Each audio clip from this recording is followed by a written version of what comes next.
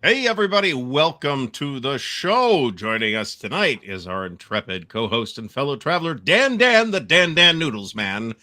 And as our special guest tonight is Jess from Noble Knight. Thanks, Jess, for coming by. Always.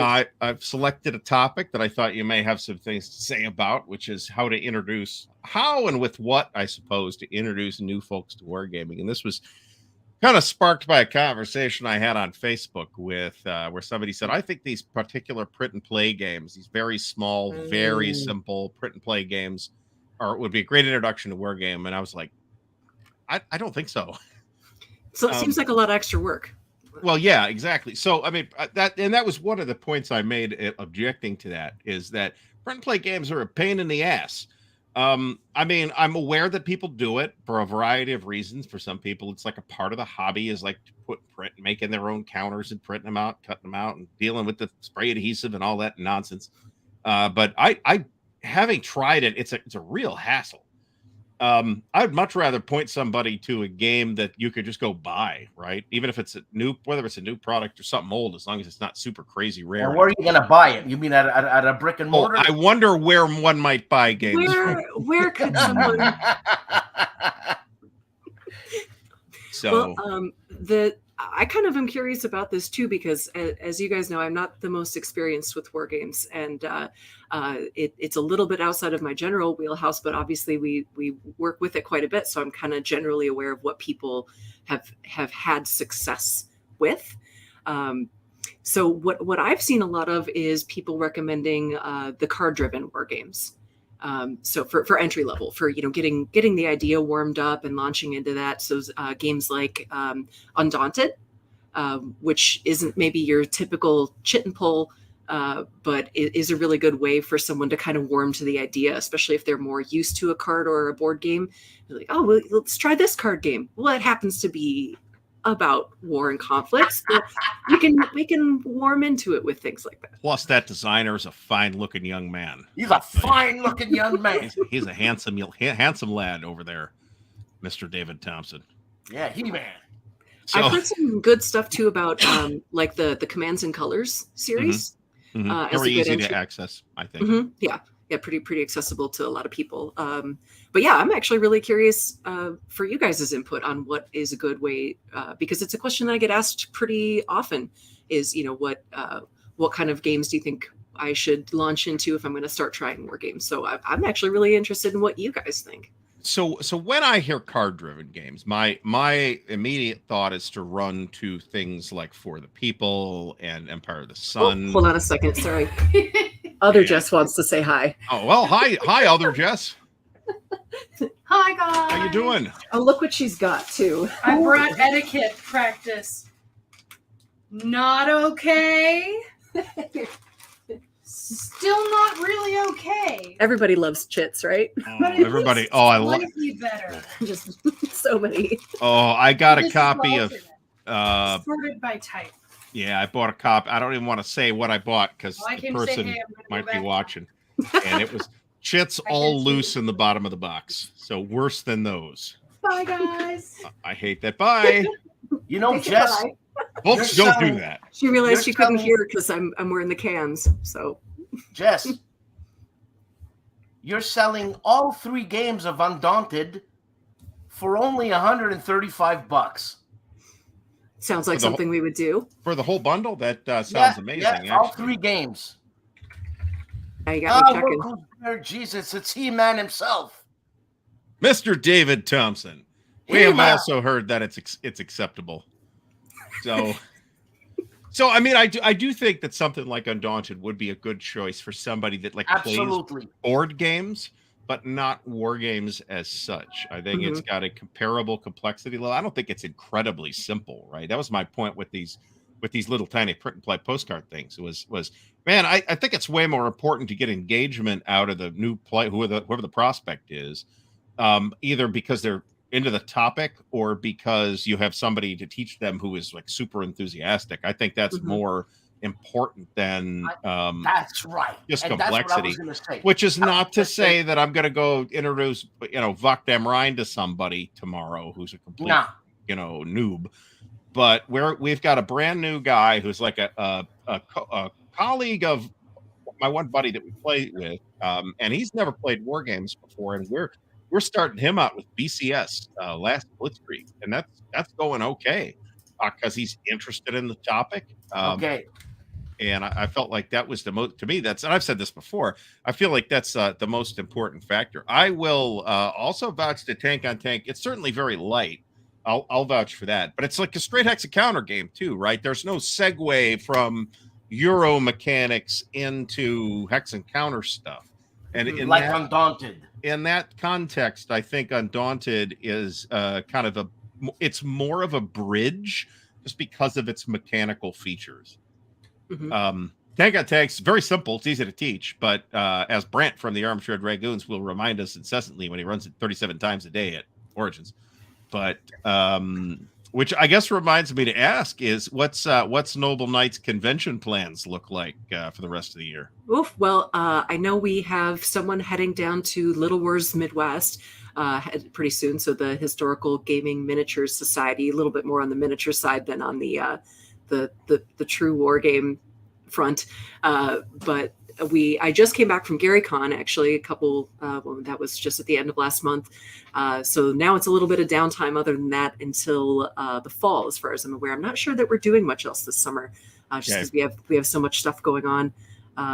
But I'm definitely hoping to get us going to more conventions. But man, GaryCon was a blast again. It's supposed to be a really good event. I've thought about going multiple times. It's just that I don't have the bandwidth for it, right? It's at a terrible time of year for me where it's like sandwiched between two other things, and it's just not going to work for me. How many people at GaryCon? This year was a little over 3,000. So it's not a ton. That's fair. Yeah, I mean it's not huge, but it's a good size convention. That's a good amount of people. That's pretty big. I mean, that's comparable in size to it. It's not as big, but it's comparable in size to WBC. Yeah. I don't want it any bigger. I don't want to smell some guy's farts for 50,000 people. In 50,000 people, there's got to be someone there who's sick. There's got to be gamers. someone there who shit themselves. There's got to be someone there pissing themselves for sure. That's less of a fact. I'm gonna, of course, joke about this every time the subject comes up about gamers and BO and not showering and no deodorant and all that stuff. But this is way less of a common experience now than it used to be. Okay, you're gonna have to trust me on this, because like back in 1990, my first Origins, which wasn't my first big convention, but it was my first Origins, 1995. Ooh boy. I still remember the smell. I still remember the smell. I remember the fabulous. There you go. I remember the fabulous record at the time. Record heat wave in Philadelphia. It was 109. Oh, so we didn't go anywhere. Nowadays, that's just average in July in Philadelphia, I believe. Up at GaryCon, or down, I guess, from here. It's all kind of at a hotel resort, so it's all spread out over the whole place. So there's definitely also not a huge cluster of people all together to get that kind of pre-breathed air, and it's a kind of a classy place too. So everyone kind of it tends to be psychologically, people are more likely to treat something with respect if it is already a respectable environment.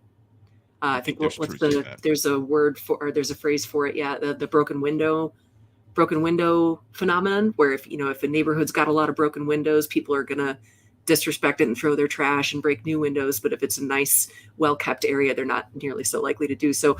It's so I think the venue is partially a factor in places like that. If it's just a big open hall where there's a bunch of people milling around, you don't really have that same incentive to treat the place with as much, or the people even, with as much respect, even though that should be just a given. And I really think you're right. People really have come a long way in the last couple of decades about.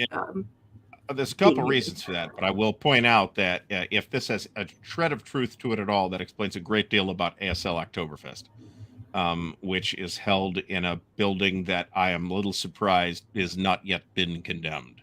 Seriously. So, it's a total shithole. The elevators also don't work, and it's on the 6th floor.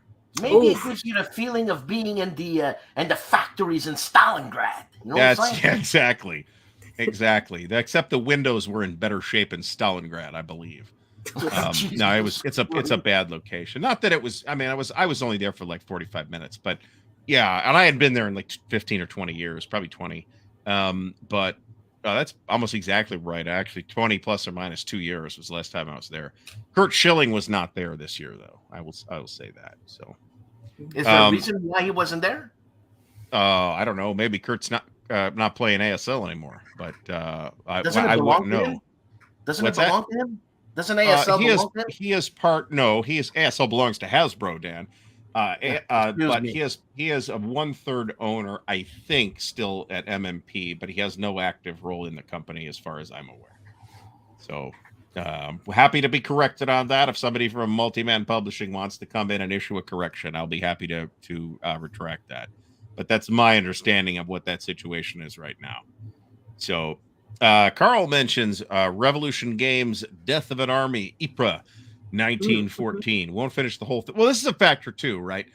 So, and I've talked about this a little bit before, is folks who aren't used to war games or certain other types of games, which I'll get to in a second, might end up feeling intimidated by this thing that takes, even 8 or 10 hours to play, let alone 200, right? I would estimate, I haven't done this math in a while, but just doing a back of the envelope calculation of 4 times, say, 75, I would estimate that it took us about 300 hours to play Second Front, beginning to end. Well, that just sounds like a hell of a lot of fun. It was very fun. I'm not sure I would use the word fun, but it was very rewarding, and boy, was I done with it by the time we were done with it. You know what I'm saying? Jess, what's your time cap in playing games? After how many hours, days? Well, I mean, that a little bit of a tricky question because I like to range them. But again, my experience is more in line with RPGs and board games. So a lot of my favorite board games are definitely 3-4 hour board games sometimes.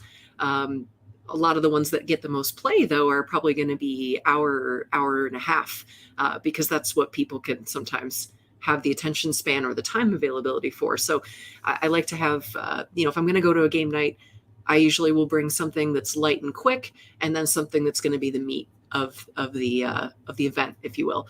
So you can get warmed up and you can hang out for a little bit, and someone's got to take a call from their wife or, go change the baby or whatever it is. And then once that all is settled, then, you eat some food, you get fresh drinks, and then you settle down to the big game.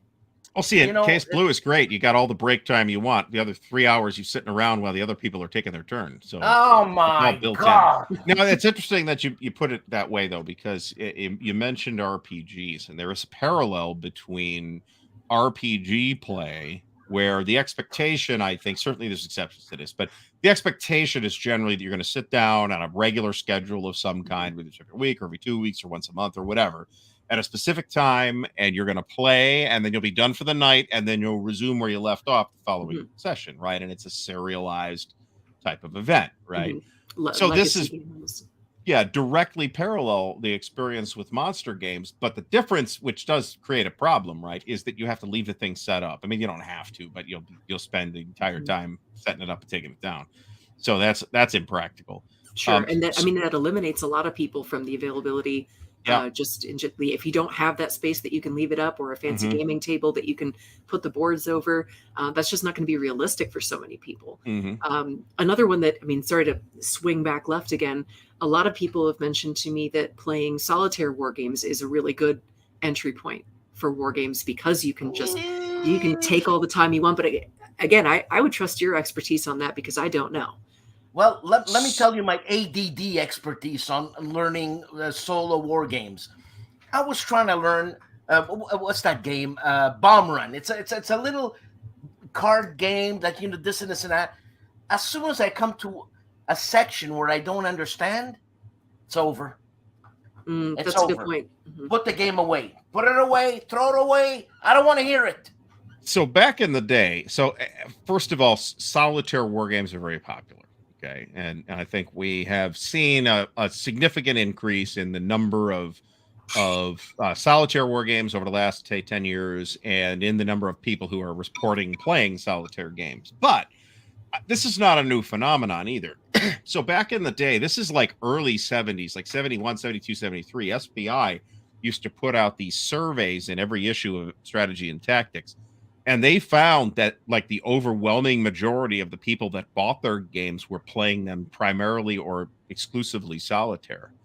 And I'm pretty sure they were the first company in wargaming or maybe hobby gaming to try and do that kind of feedback on that kind of scale. But that was like a cornerstone of their business model, was to continuously get feedback. And that's a thing that they found. So this isn't new, and you would have maybe thought that would have prompted them to do more solitaire games. There are a few that SPI did up to through 1982, but not very many compared to the 300 plus games that they put out over the lifetime of the company. Mm-hmm. Yeah, I feel like a lot of those people that were playing solitaire, playing it out of necessity solitaire when it wasn't designed to be, or is that a preference? I mean, is there just that much of a contingency? I love to play a solitaire game sometimes.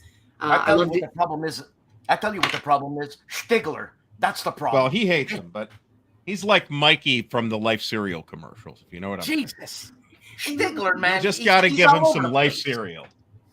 And the thing is, he's smart, too. He's smart. So he's quick. He's quick-lipped. You know what I mean? He also hates the bagpipes, which is just unforgivable in my opinion. Come on. Ben Madison, he's a local. He's a friend of our shop. Oh, there you go. Yeah, I don't know if you mentioned that before. There you go. I thought maybe you were saying that, say Bayonet Brand. I thought you were saying that because maybe I had mentioned it before, but I guess not. Well, it's come up because Ben Madison has done a lot of solo games, not exclusively solitaire games, but he is one of them, I think, most important designers operating in the sort of extended States of Siege family of solitaire war games that there's quite a lot of now, right? And I think frankly, and I think David would cop to this, I think we have to include something like Pavlov's House in that too. There's definitely it's certainly not it's not the same system, right? But I suspect that there's some inspiration from States of Siege there. What's fun about Pavlov's House, if you're learning that game to introduce someone to it, there are 3 different scales happening, which is really cool. That's actually one of the things that I think is really, really interesting about Pavlov's House. Pavlov's House is that you do have the kind of 3 different scales that you have to kind of be aware of.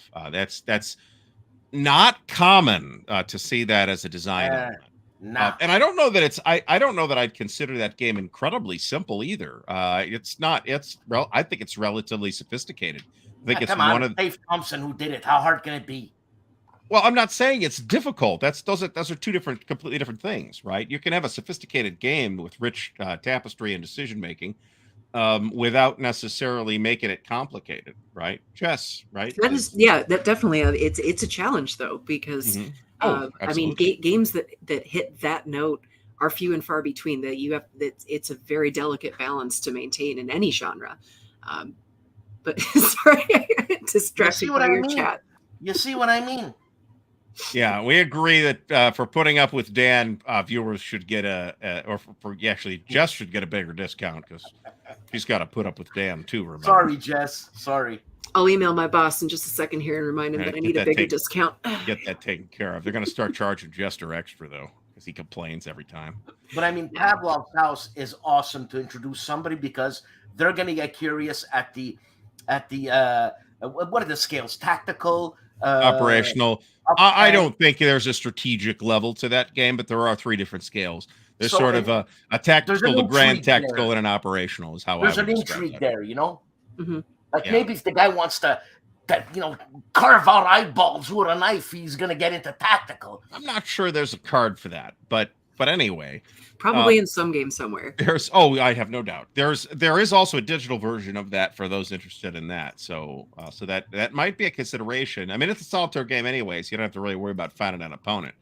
But the advantage of the digital game, whether that's like an actual digital version of the game or playing it on Vassal, is I don't have to worry about tearing it down and setting it up at all, right? A decent Vassal module will give you the setups. So, I mean, maybe you've got a greater or lesser amount of work to do yourself, because sometimes you have varying degrees of free setup, right? Where you set stuff up wherever you want within whatever parameters. Who wants to stare at a goddamn screen all the time? 20 man hours to set up Case Blue. That's why. Oof. I'm just saying. Yikes. I just, as we were talking, I was going through my data over here and I'm discovering that out of the top 12 best-selling war games from our end. Looks like about 9 of them are Solitaire. Really? I mean, I don't find that terribly shocking, right? There are entire publishers of war games out there today that do very little other than Solitaire games. And many other publishers make it a point to include some kind of Solitaire, like an explicit Solitaire mechanism with everything they do. That's starting to be more popular with board games and even RPGs too. I took it home already, but someone just recently gave me a Solitaire RPG book that I'm looking to. Is it the one that Geek Gamers did? No, this one was won by Limitless Adventures. It's called Blades in the Dark, I believe. Oh. Let me check and make sure I'm saying the right one, because like I said, I reached for it and it was here and I took it home. Adventures. I mean, that's... but yeah, there's quite a few. Oh, hey, Blades in the Dark. Nice. That's not the one I was thinking of, though. I'm conflating titles. You're not thinking of 4 Against Darkness, are you? Say again? You're not thinking of 4 Against Darkness, are you? No, I'm thinking of... Because that's a Solitaire thing. There's a whole thing. It's called Lost in the Dark, not Blades in the Dark. Lost in the Dark. So that's why might be a related system, or it might not be. So that's very interesting, actually, because to many people, and I can sort of sympathize with this position, the collective nature is kind of what makes it an RPG, right? That it's collaborative in multiple ways. It's cooperative as well. And some people will like get uppity about that. Oh, that's not an RPG, it's Solitaire. You can't have that. Like, okay, but at what point are we drawing the line? I mean, it just depends on exactly what features you want to consider essential and which ones you don't, right? And the fact that there's other players there is only one of the various elements that make up an RPG. I'm seeing increasing traffic in that space as well, as somebody who does follow RPGs. So Geek Gamers, who has a YouTube channel, actually just published a book on Solitaire role-playing. I have not checked it out yet. I need to, but it's very interesting. And there is a solo, and it's called Solo, Traveler RPG book as well, which I should probably at least investigate. Traveler is a solo game. That's an interesting thought. Artie, that book there, that dark book you just showed me, what's that about? Blades in the Dark. It's about the adventuring party is a band of criminals or ne'er-do-wells in a sort of steampunkish fantasy city. And the game is about, planning jobs and executing the jobs. It's quite neat. I have played it before. So. And you need a game master, right? Yeah. What's that? You need a game master. Yes, that one's a game master. Oh, wait, it is? It is. This one is. This one is. I thought Blades in the Dark was a DM-less. Nope. And how much? Learn me a thing every day. What do books cost now? This cost, and I bought it a few years ago. That one... $30 maybe. From us, it is brand new at $24.95. You can get discount. You can get pre-owned for only $18. Save your dollars. This is a very good game too. When I did my best games to play, if you're annoyed by D&D, I actually included this in that list. It's a pretty cool game. There are literary reference that I would provide, but I don't know that anybody would get them, so I won't. But yeah, so Traveler specifically is kind of interesting because a lot of people, there's a lot of like things you can do in Traveler that aren't technically playing Traveler that are nevertheless Solitaire experiences, like making the characters, which is a whole mini game, designing the spaceships, which is its own whole mini game, generating star systems, which is its own whole mini game. So a lot of people put a lot of time into that without other people necessarily sitting at the table with them.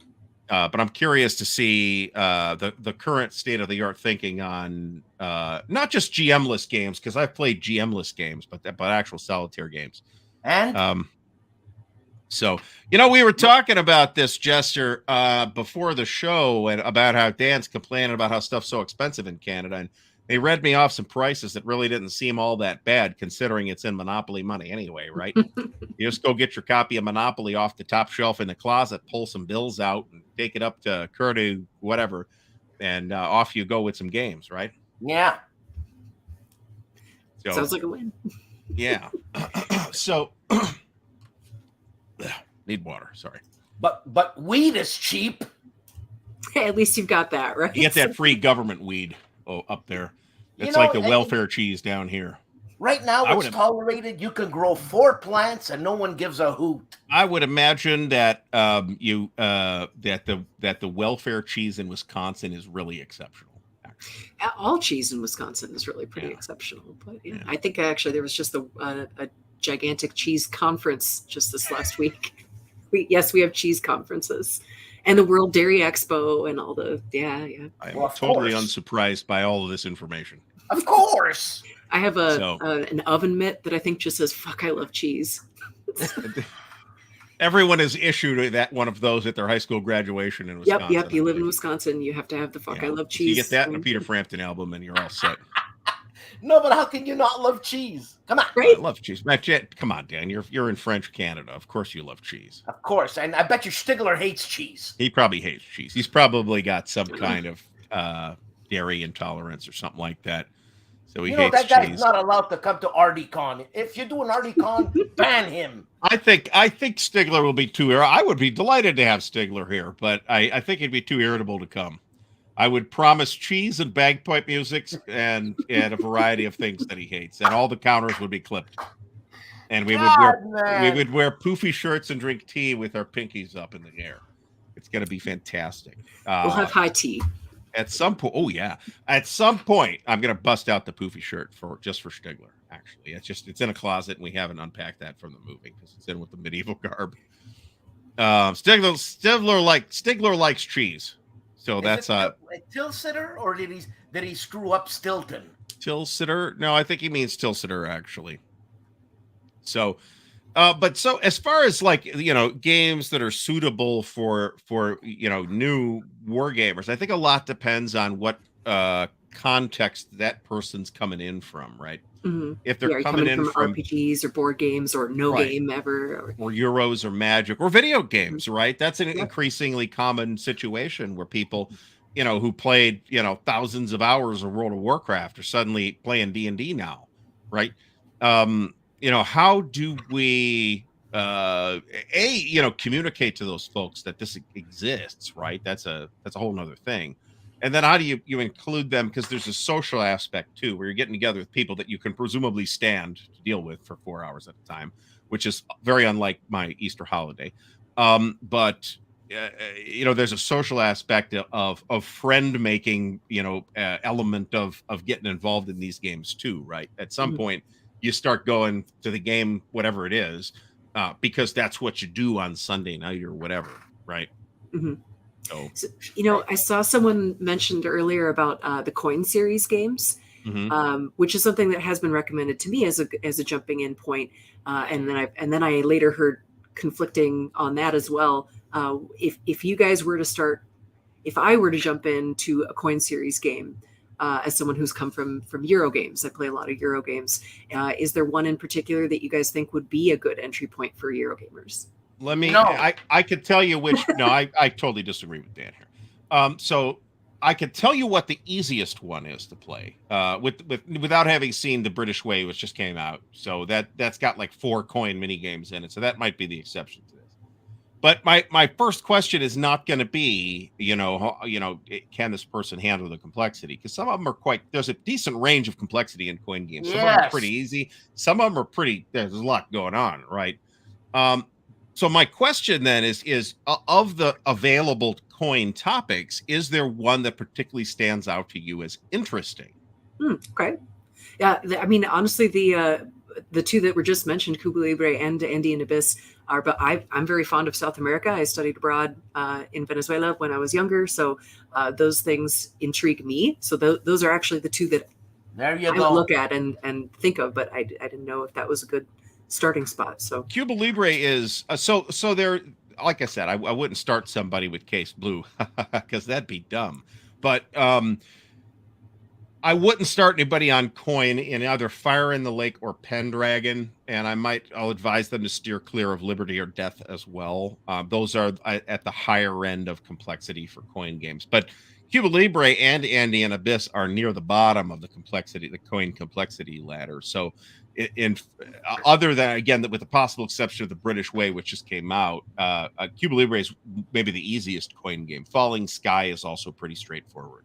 But there's like a non-player faction in Falling Sky that's introducing an additional variable that you wouldn't have to deal with in Cuba Libre. Plus, Cuba Libre has a very simple map. There's not a lot of spaces on the map, and there's no weird road or lines of communication or anything like that. There's only a couple different terrain types. Plus, one of the players gets to play the Mafia, so in Cuba Libre.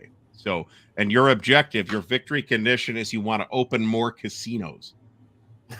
What? Yes. Yes. Okay.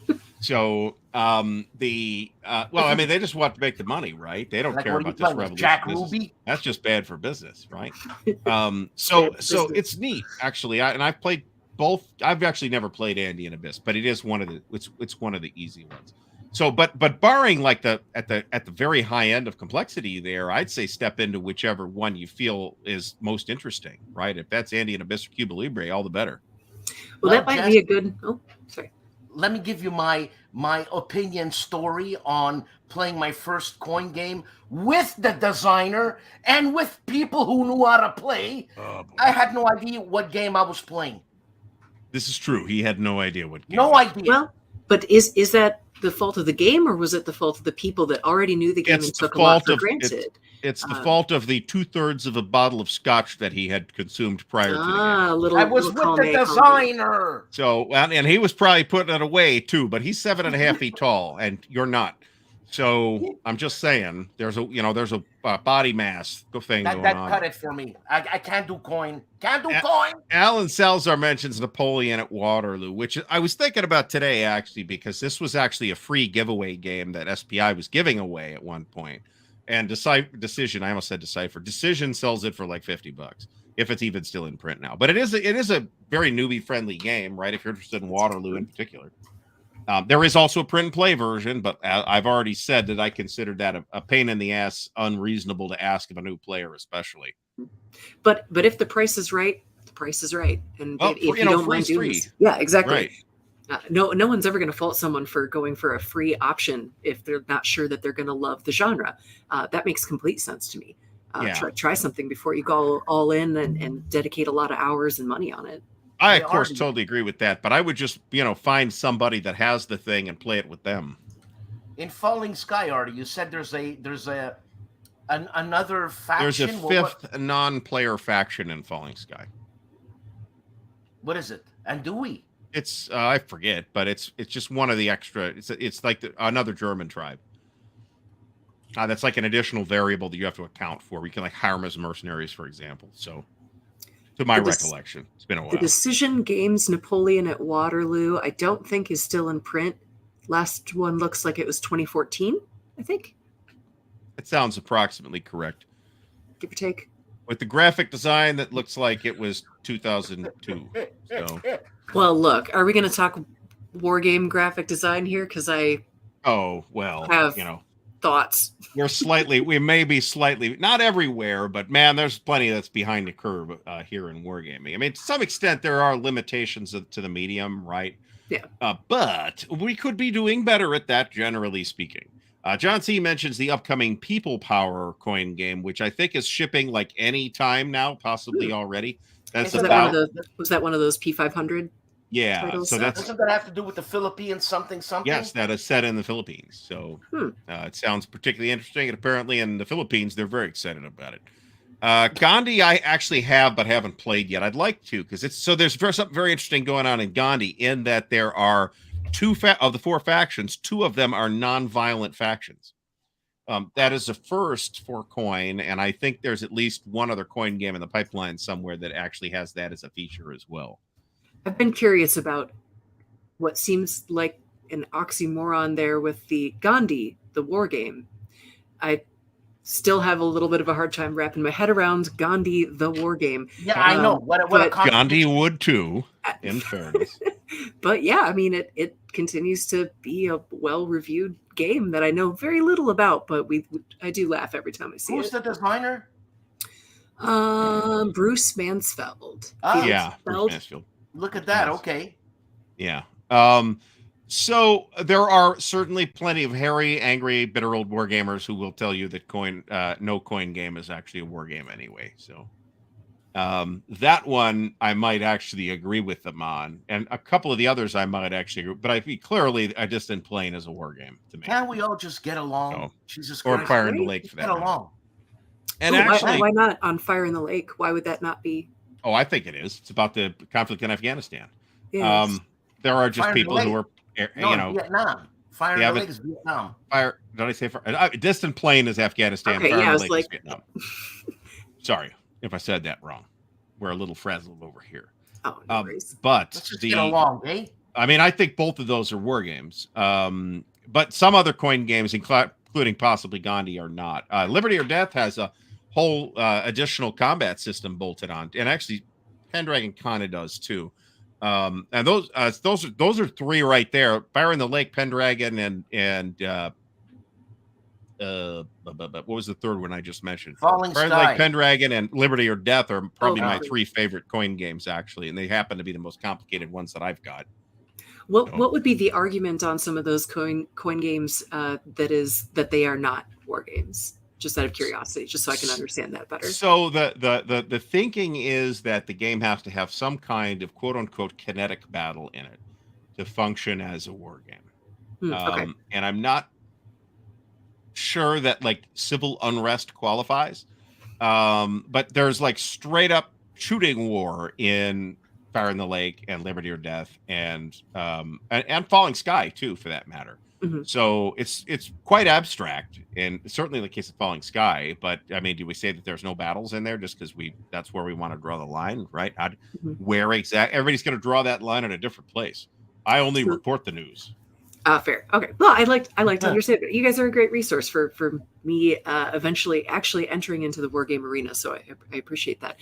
So similarly, Memoir 44, for example, would that fall under that? Is it a war game or is it not a war game? No. You think it's not a war game? It's a war game. I think it's a war game. There's That's like 10 little color. plastic tanks in it. I mean, Yeah.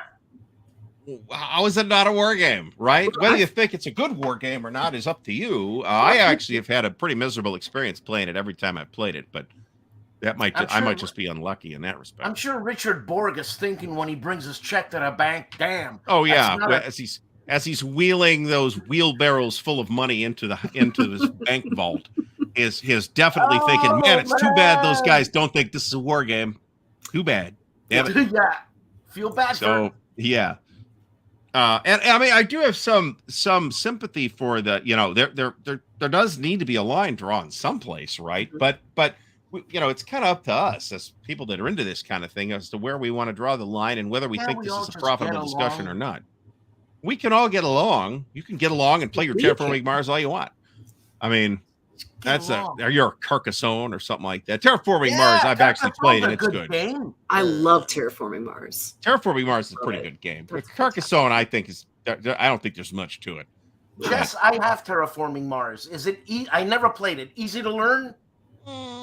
It's not that difficult to learn, but reading through the rules and getting started with it for the first time does look daunting and seem daunting. But once you start doing it, if we were at a table together and started playing it, you would pick up on it very quickly. It's really not that complicated, but it looks like it's going to be very complicated. If that makes sense. And is it worth the time to put in to read the rules, to break your head, to learn how to play? I think absolutely. I think that's one of the best games that's been produced in the last couple of decades. I love that game. Lots of people will agree. Yeah, it's phenomenal. But save yourself the trouble. Go watch a YouTube video. Watch any number of the how to play. There's this thing called YouTube. I'm not sure if you've heard of it, and you should check it out. What? No.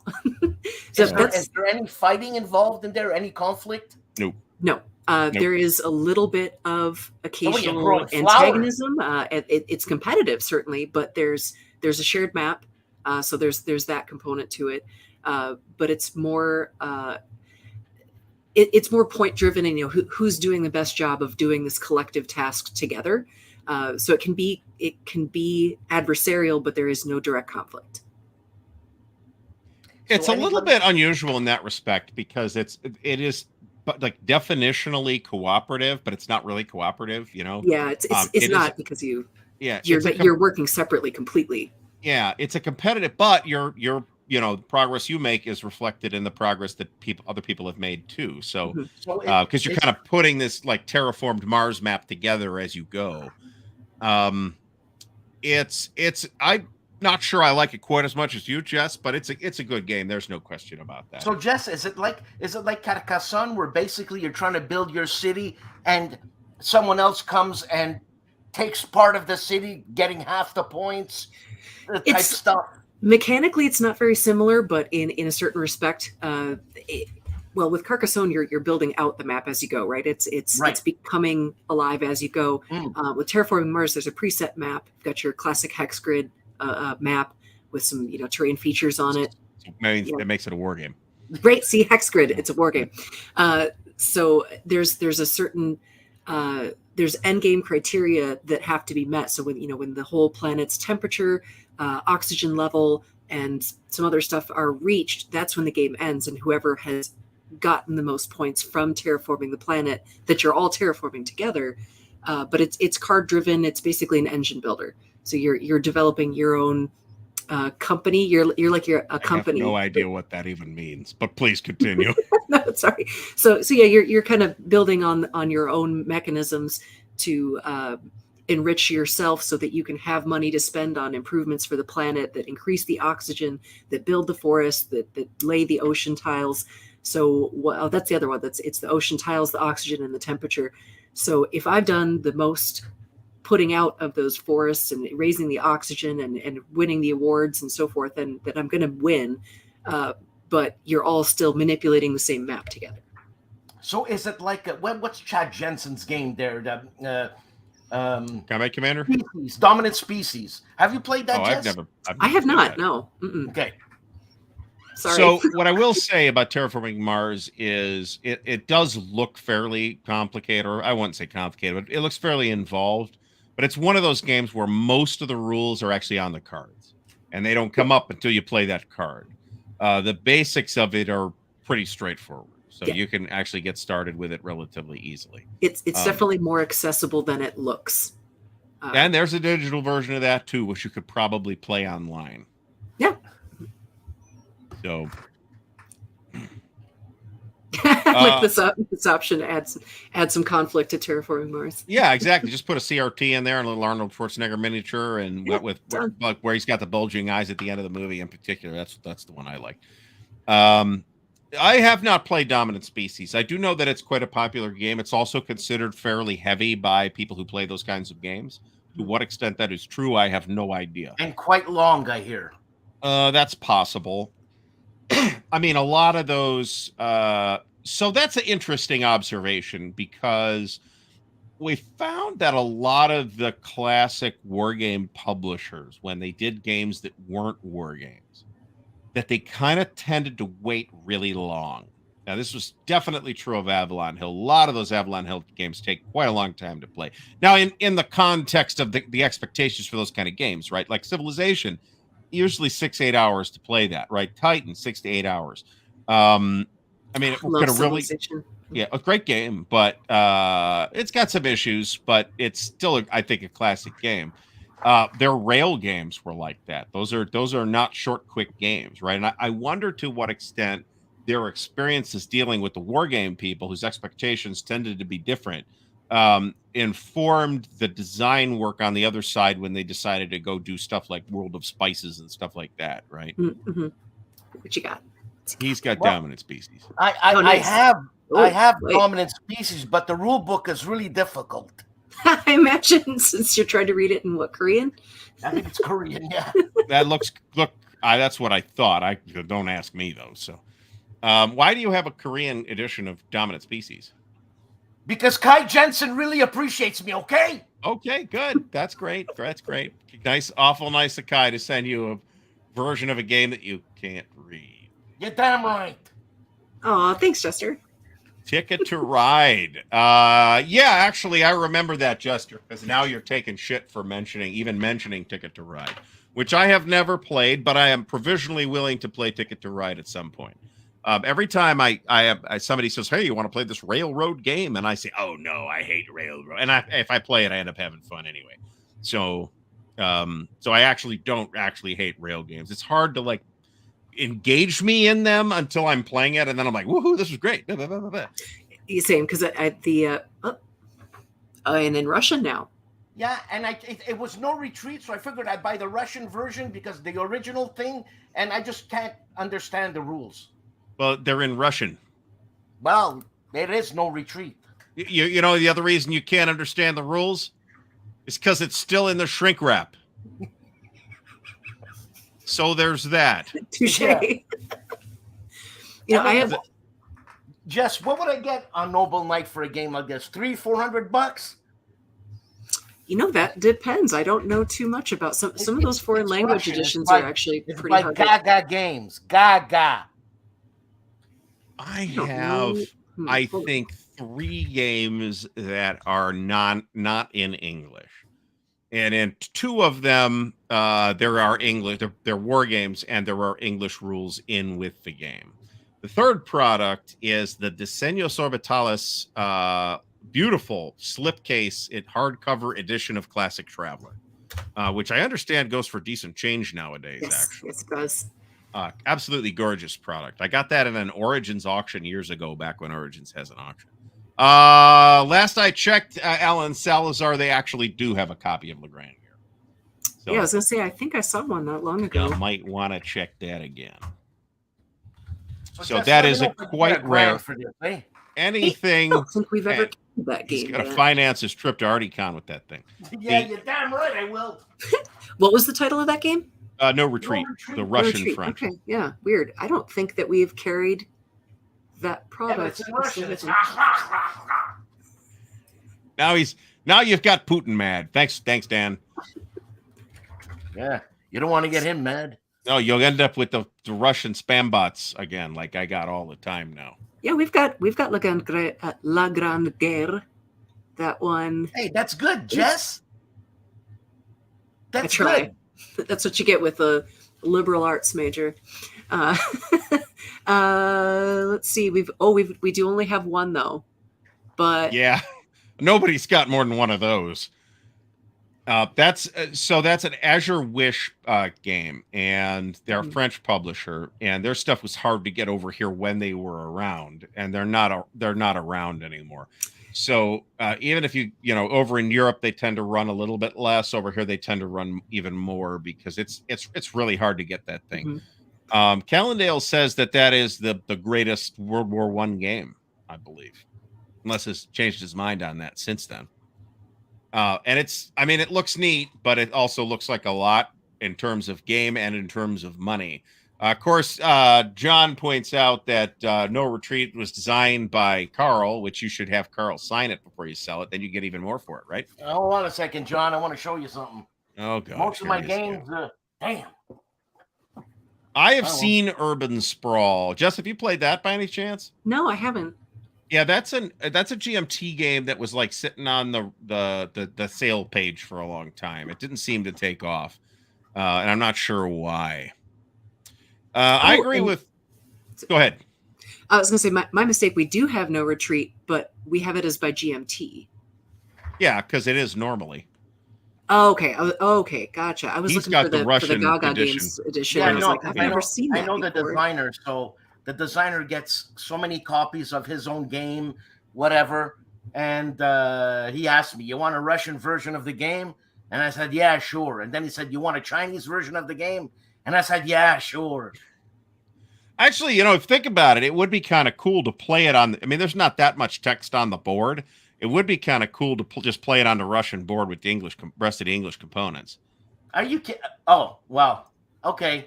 Because the board's all in Russian, so. Well, yeah, but you figure it out, right?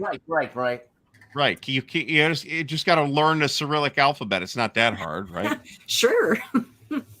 Man, that is so intimidating. Everything with Russian is vastly intimidating. Yeah, I was doing the Duolingo Russian for a while, and then when you start getting into the actual I did pretty good with the alphabet. It's really not that hard to learn, and even mostly the pronunciation I could sort of handle in a terribly inept Ohio way.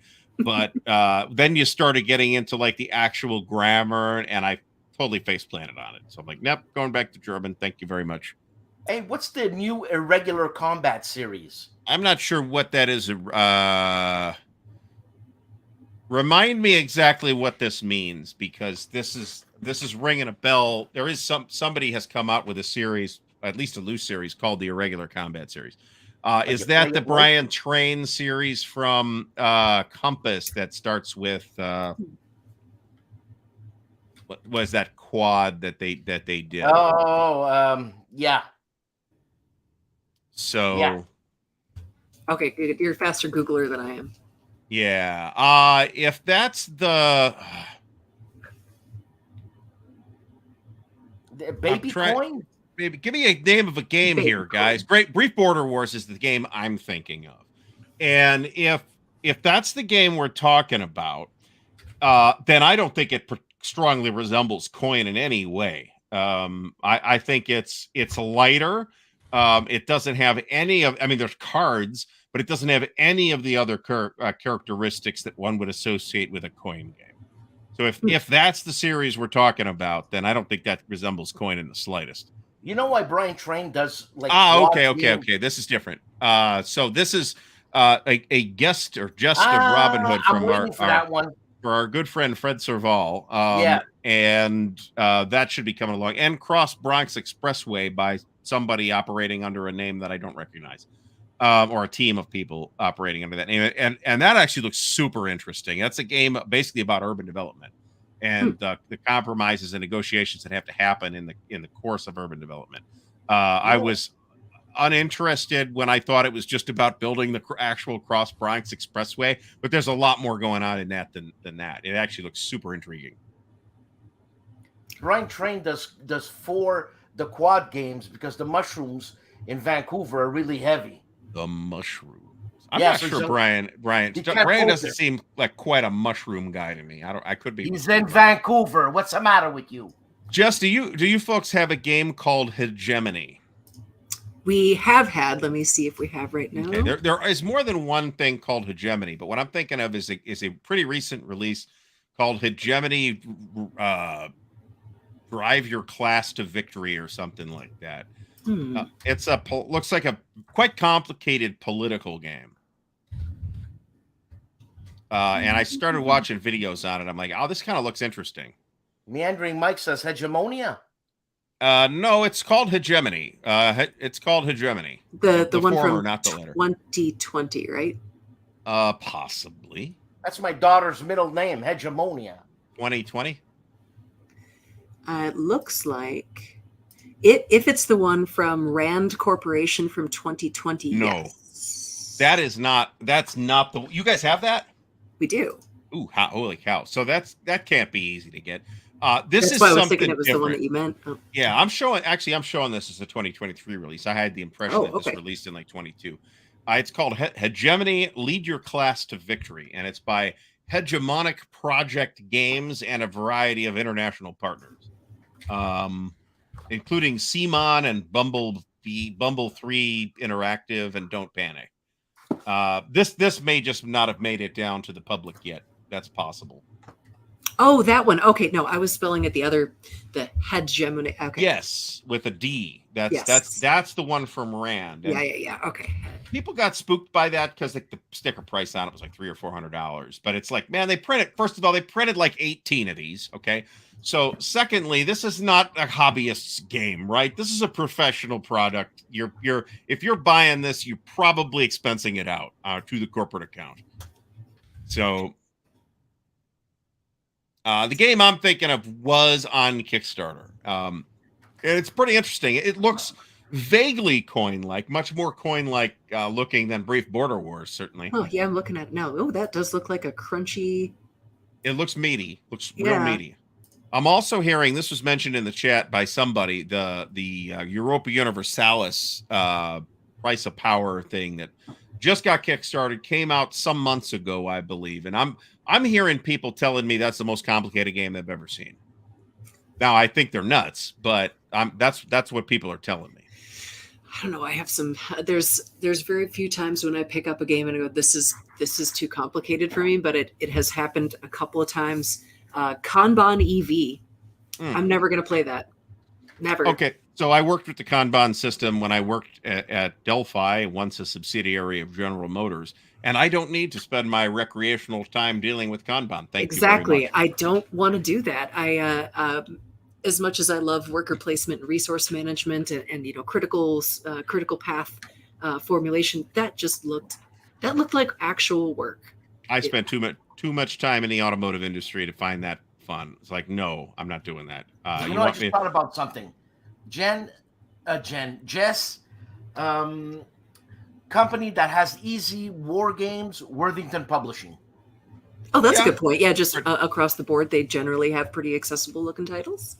Generally, but not presumably unsophisticated titles. I mean, I've got Soviet Dawn right up here, their recent re-release of the Darren Level Off game, and it's a States of Siege game. It's relatively sophisticated by that standard.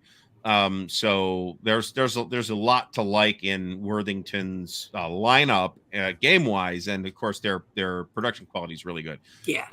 I forgot Dan interrupted me and I lost my train of thought. I do this to him all the time. So Feel it feels. Well, so Meandering Mike, BGG says this is 2023. I've learned not to trust BGG's numbers on this. Yeah, we definitely don't have that one yet. And it was Kickstarter launched, but I'm not seeing a lot of info available on it. There's tons of video on it. So people have the thing, but they're also saying doesn't ship till June. So I'm not sure what's actually going on. If they just gave out a free copy to everybody with a YouTube channel, in which case I should have inquired, but I didn't. I just bought it.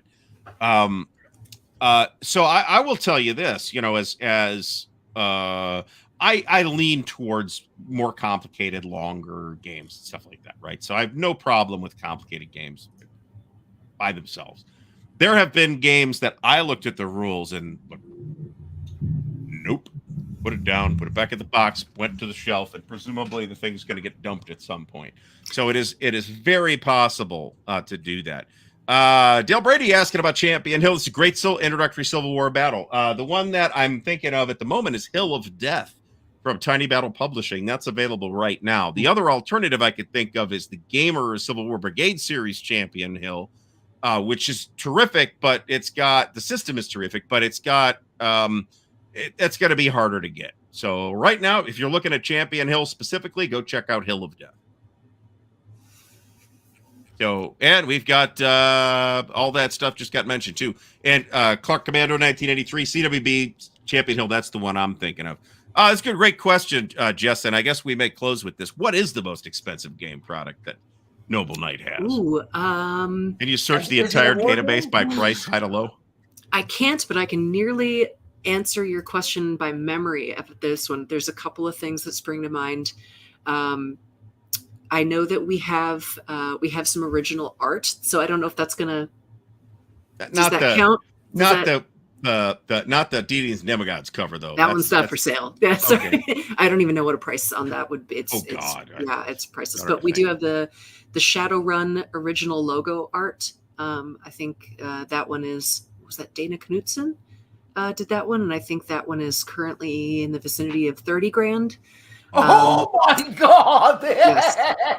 We recently had a really, really fine copy of the original TSR D&D wood grain box in just absolutely pristine condition. I think it had some signatures on it, and that one was also in the range of the down payment on a house.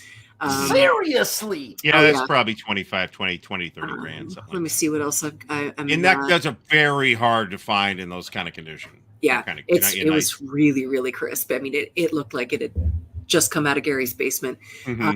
We've got also, let's see, in the Magic Room, we've got an entire set of Power 9 cards for Magic the Gathering. I don't even know what that is. Yeah, don't worry about it. A couple of these guys will probably know. But yeah, some really old high-end priced Magic cards. The most expensive single card we have right now is about $11,500. Come on. We've got a 4th edition booster box of Magic going for about 15 grand right now. Yeah, this kind of thing depresses me. Let me tell you. It hurts, doesn't it? Let me see what we've got for highest. Boy, I wish I would have had that mixed alpha beta set when we went and bought this house, huh? So many people, man. Even some of the things I had as a kid that I look back and I'm like, oh, cool. If I'd have just known, I could have bought a car with that. We have a copy of the Ghost Tower of Inverness, an old D&D module. The original one, yeah. Yeah, the original one. That one's about 12,000 right now. That has always been very rare. Yeah. 12 grand. Yep. Another big rarity is the original version of Palace of the Silver Princess. Yeah, the band edition. We've had a few of those come and go. Yeah, which got pulled. Another amusing one is the outer, back in the 2nd edition AD&D era, when they did the monstrous compendium in the binders, right? And they did like 2 binders, maybe 3 binders, and then they did these packs for them. I encourage anybody interested, to go find a picture of the original cover art for the Outer Planes Appendix monstrous compendium set, and wonder how that got through the editorial staff at TSR. A lot of things got through there. Yeah, they didn't notice. As far as war games, so I was just looking on the war game front. We don't. Not to say it's cheap, but I've definitely seen higher prices on some things right there. The highest price, war game that we have currently, pardon my French, is called Up Against the Wall, Motherfucker, full-size original SPI version. Yep, that's a James F. Dunnigan design. Yep. The SPI version seems to be extremely rare. That was actually done for the Columbia University student newspaper or something like that. And I think SPI did print a small number of them as well. So that's quite rare. And then what do we've got? La Bataille de Friedland is like $1,000. I can't even see I've never seen the inside of that game ever, because it's just in that white sealed up paper box. I have no idea what's in there. That's how they ship. Yeah, it's difficult because when I look at the listing on it, how am I supposed to promote that? That's a white. Our picture of that product is a white rectangle. It's difficult to know what to say about that. Yeah, that's a little bit tough to promote. John C's asking about Case Blue. I see a VGNM unpunched for $795, $775 over there, which is currently slightly higher than the price for a campaign for North Africa. That is not a bad price at all these days for an unpunched Case Blue, I'm afraid to say. Jess, are people really gonna buy this?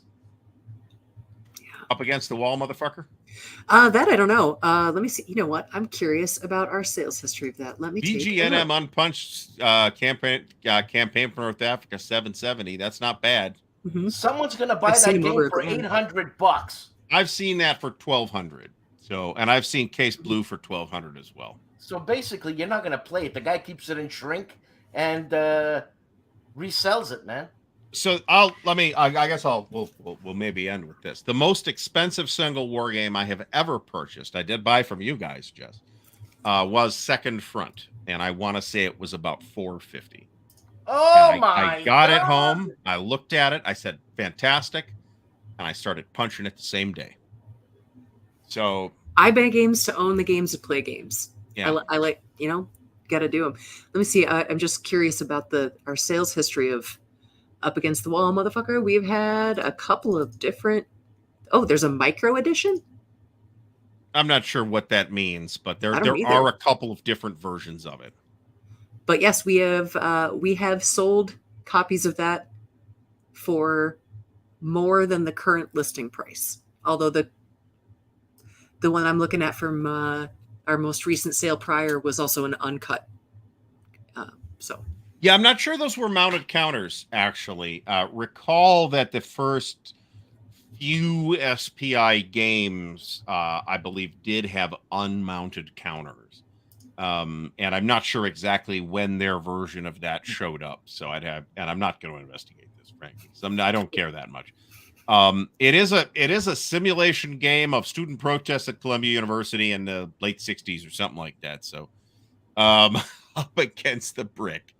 He's a funny guy. All right, so I'm not sure we have stayed ruthlessly on topic here tonight, but I think we've had a lot of fun.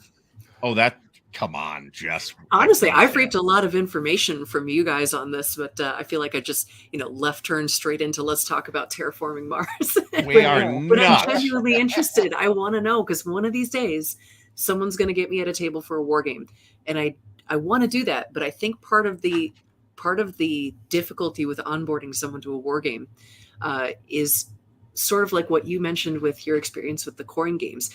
Coming to the table with a bunch of people who know war games can be very intimidating, just because they're like, okay, so then on this phase we're going to be, but they're going to take for granted that I know how your chit pull system works. Yeah. And Yeah.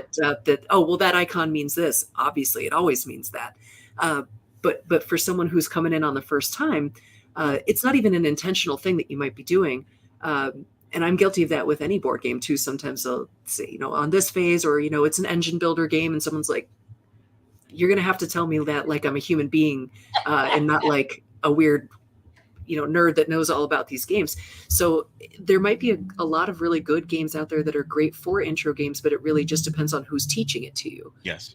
The complexity level or the legacy status of it, is it a campaign game or not, might be less relevant than your interest in the subject matter and who you're playing it with and their patience level to teach you. Mm-hmm. I completely concur. So, there was something else I wanted to say, and I forget what it was. It's been that kind of an evening. I've just been literally spent the half an hour immediately before the show hauling shit from the back of the car into the front yard. So how's the new house? Literal shit, big bags of shit. The house is great. We bought the house and we moved in like late July or August, I guess. We did sell the old house in October, so that was great. That was more or less the way we wanted that to work out. Around, Dan, when did that happen? Maybe early February. What? No, it wouldn't have been early February. Maybe it was in December. We had a big windstorm, 60-mile-an-hour gusts. A tree fell over, flattened my car, and a shed. Yeah. Car was totaled. 100% total write-off. Oh, I'm sorry. That was fun. The shed and insurance, the car was covered by car insurance, so I got some money out of that. And it was, this was fortunately not the nicer car. This was my old junk ass car that was 16 years old with 180,000 miles on it.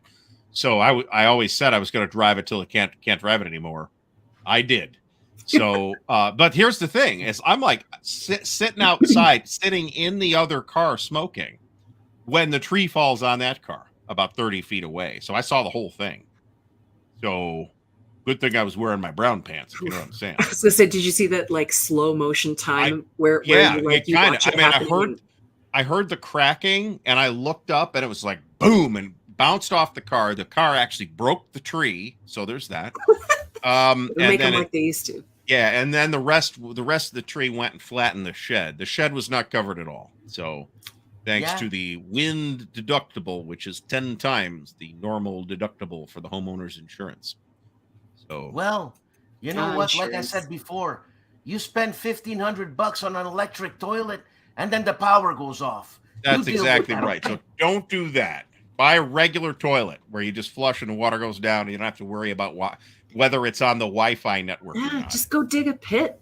What's all this newfangled toilet nonsense? Yeah, and then you grow mushrooms on your own poop there, Dan, at Self-Sustaining Poop Show. All right, folks. We knew that this was going to degenerate into this kind of frivolity at some point. So I'd like to thank Dan for being being the court jester of Wargame, and I'd like to thank Jess for coming by and putting up with this total bullshit. It's always a joy. Over an hour now. So thanks very much. You taught me a lot. I appreciate it. Everybody have a great night.